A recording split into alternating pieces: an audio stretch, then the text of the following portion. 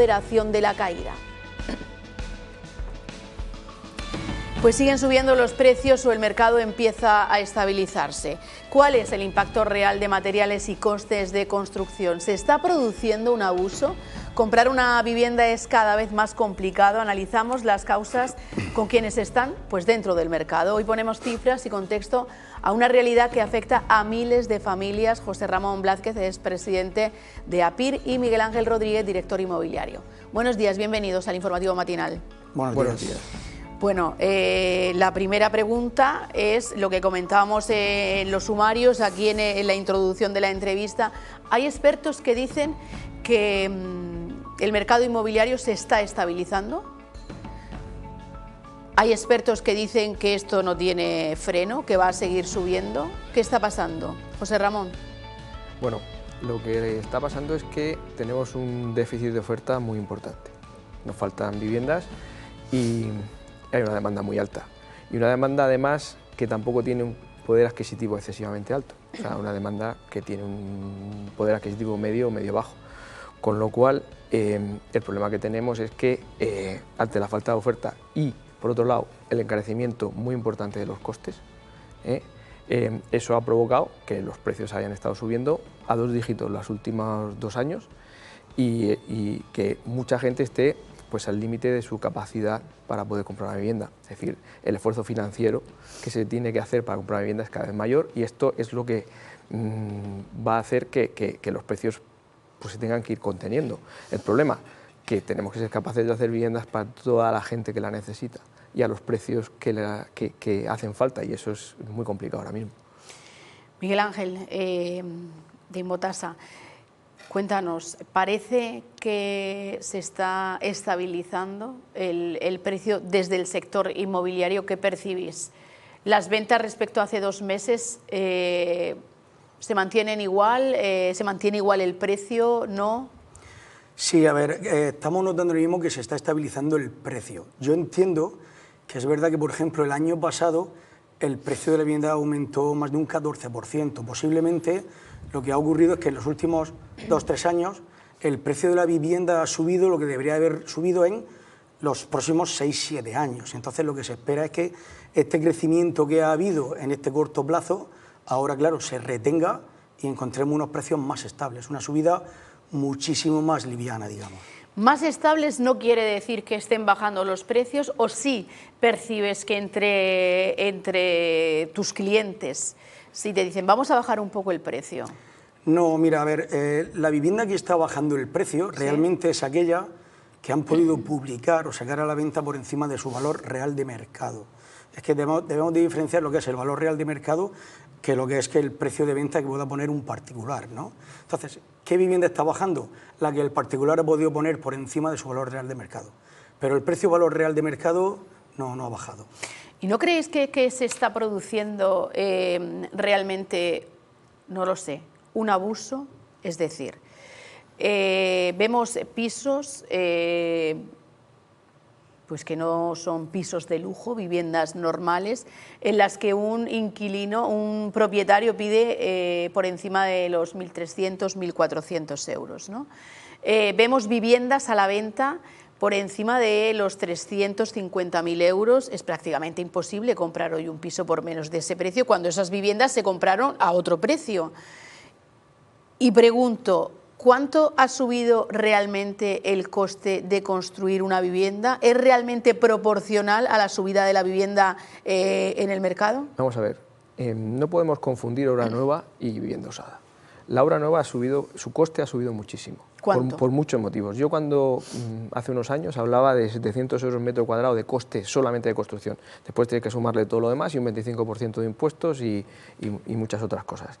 Pero yo antes hablaba de 700 euros y ahora no puedo hablar de menos de 1.400. Coste de construcción estricto, más licencias, más impuestos, más proyectos, más financieros, es decir, más postventa. Hay muchísimos costes que la gente desconoce, pero que realmente están llevando al sector a ser ahora mismo muy poco rentable. De hecho, salió hace un par de días un artículo en el periódico de un informe que hablaba de que la rentabilidad del sector inmobiliario en España es mucho menor que en el resto de Europa.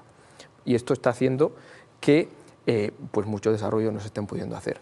Esto añadiendo que hay una falta de suelo muy importante. ¿Por qué? Pues porque se ha complicado mucho la urbanización del suelo. Además de pagar los propietarios toda la urbanización interior y hacer toda la ciudad, tienen que pagar las conexiones exteriores, las grandes infraestructuras, la gran infraestructura eléctrica, que en muchos casos deberían ser las administraciones las que la deberían hacer, que no lo están haciendo, es mucho más cómodo trasladarlo a los propietarios. Esto está bloqueando el desarrollo de muchísimos suelos y nos encontramos con que tenemos una falta de suelo muy importante, con lo cual, y además caro.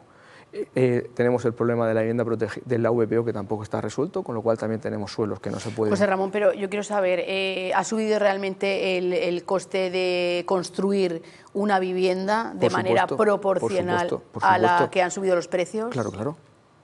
El coste de construcción ha subido mucho y todo lo que va relacionado con el coste con la construcción, es decir, las exigencias del Código Técnico también han incrementado mucho los costes. Las exigencias de las administraciones cada vez son mayores.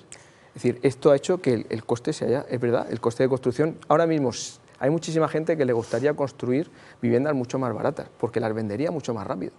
No lo pueden construir ¿Las más vende igual? No se venden igual.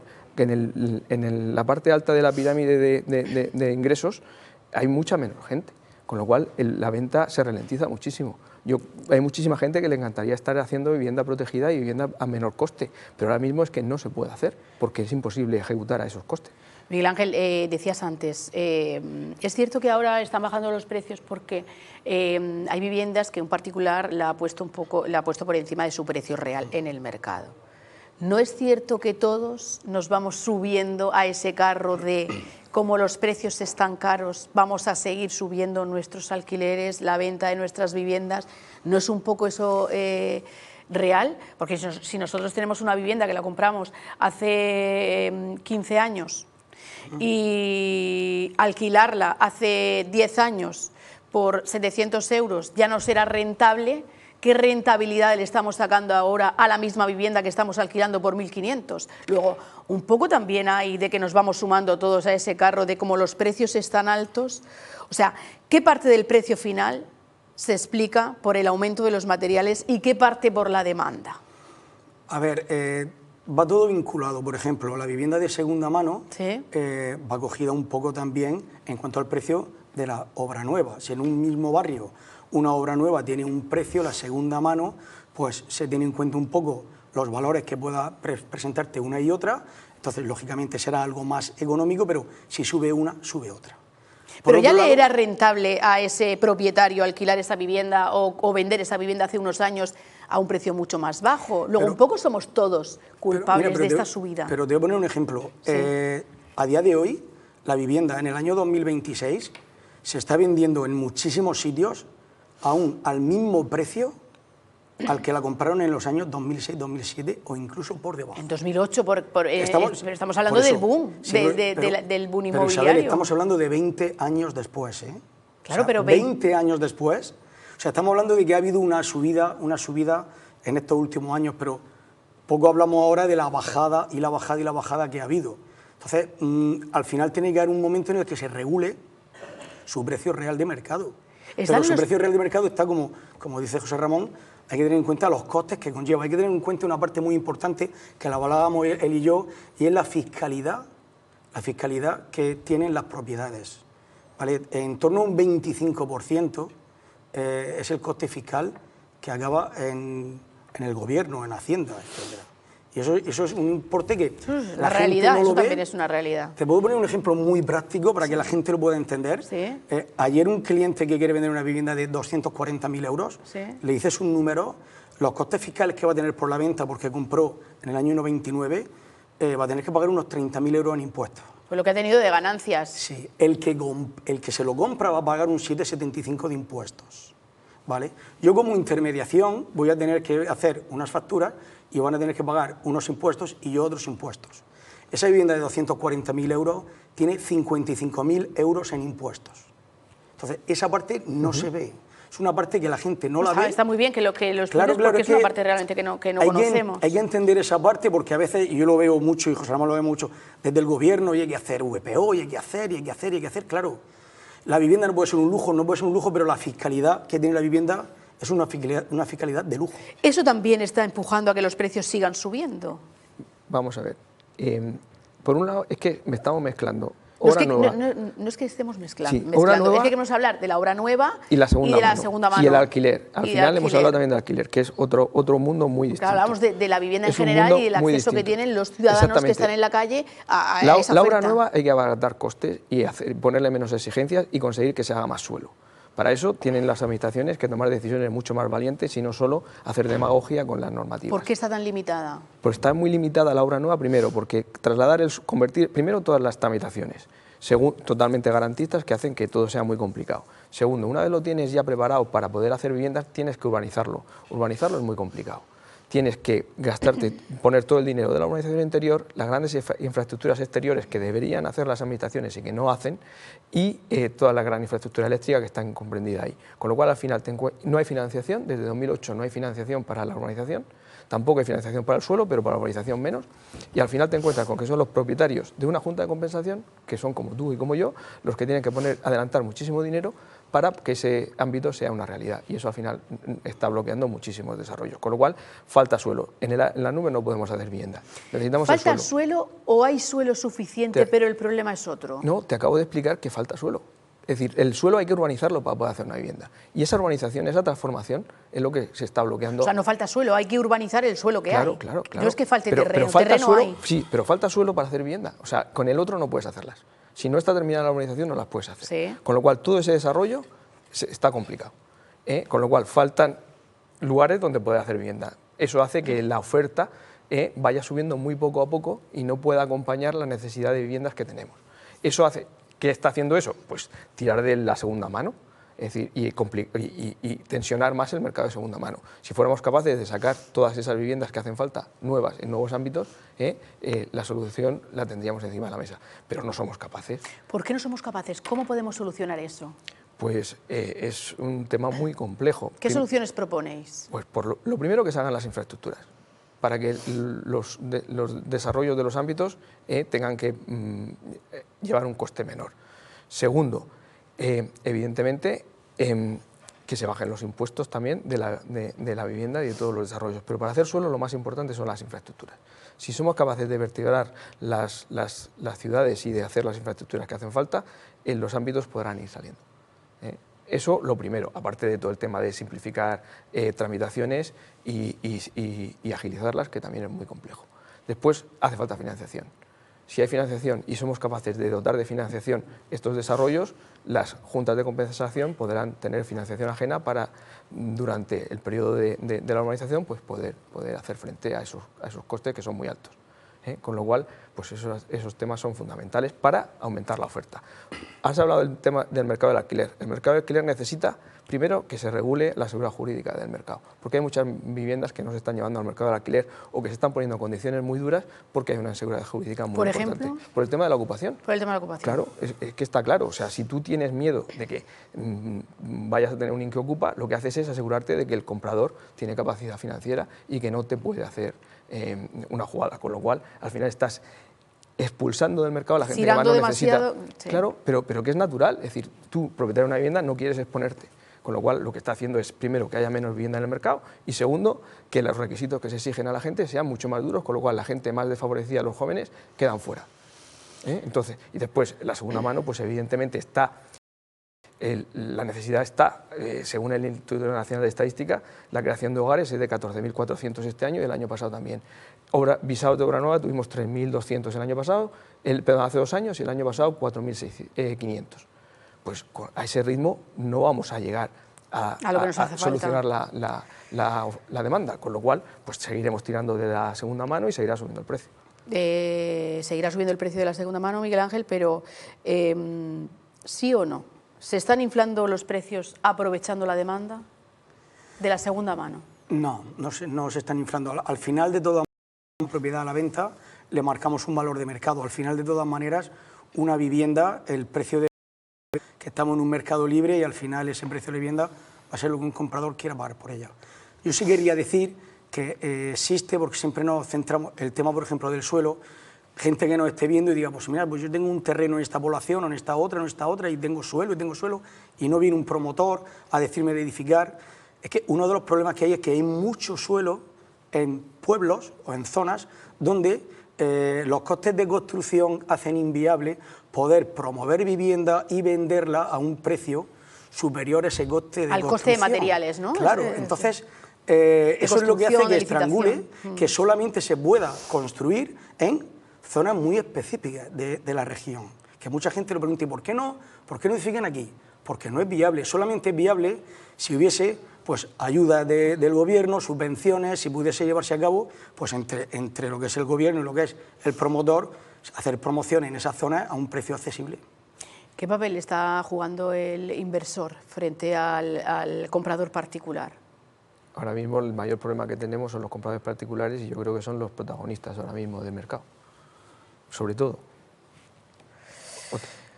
¿Qué previsión manejáis para los próximos meses? Se da una fecha que los precios podrían empezar a bajar en diciembre de 2027. ¿Eso lo veis factible o es un bulo?